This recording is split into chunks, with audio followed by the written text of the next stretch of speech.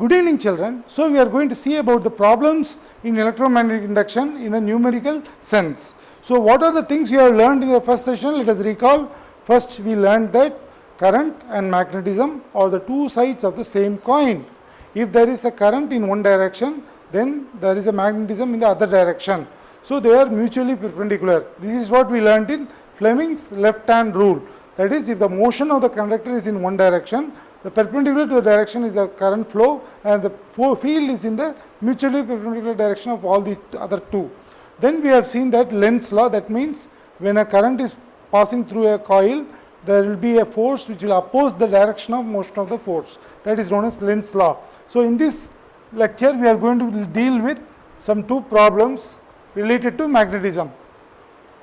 Read the problem: a coil and a magnet move with their constant speeds. So in the NEET exam, when you read the problem, you write down whatever is given.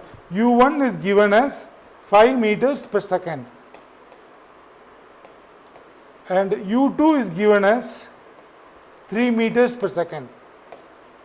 They are traveling towards each other. That means what? U1 is traveling in this direction and U2 is traveling in this direction. What can you tell about the relative velocity? Add each other, you will get the relative velocity. Then what is the EMF induced is equal to 16 millivolts. Now I am going to reverse the direction. Both of them are going in the same direction. This is my U1 and this is my U2. In this case, the question is, what is my V2? What is my voltage? I hope you understand the question. What is given is velocity of the first body is 5 meters per second. It is coming in direct opposite to other body. U2 is equal to 3 meters per second. Now what has happened is the direction is both of them in the same direction. So what is the value of the EMF induced during the second direction? So how to solve this problem? So first we have to have the relative voltage. So the first case, U is equal to U1 plus U2. In the second case, V is equal to U2 minus U1. And if you divide U by V and multiply it by the phi value, that is the induced EMF 16 MV, you will get the value of the answer. So let us do it. So what is the value of U1 plus U2? 5 plus 3 divided by 5 minus 3 into 16. 16 is a millivolt. So this is the 16. 8 by 2 is 8 by 2 is, so this is 8 by 2 into 16.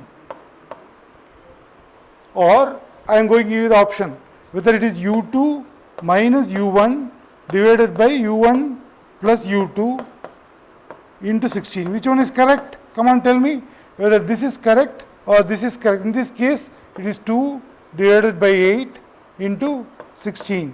So in this case, you get 4 millivolts. In this case, you get 16 millivolts. You compare 16 millivolts, 64 millivolts. Obviously, this one is correct because it is a relative motion which is decreased in the second case. So the voltage has to decrease. So the answer is final velocity is equal to 4 millivolts. This is the answer. Next problem. Thank you for listening and understanding the problems. We will meet in the next class with more problems. Thank you.